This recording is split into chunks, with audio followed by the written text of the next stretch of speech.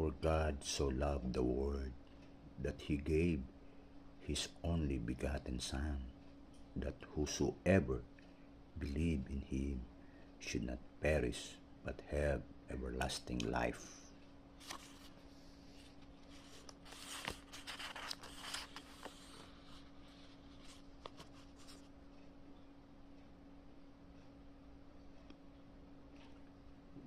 Nature and revelation alike testify of God's love. Our Father in heaven is the source of life, of wisdom and joy.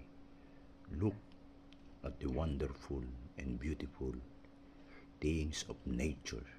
Think of their marvelous adaptation to the needs and happiness not only of man, but of all living creatures. The sunshine and the rain, the gladden and refresh the earth, the hills and seas and plains, all speak to us of the Creator's love.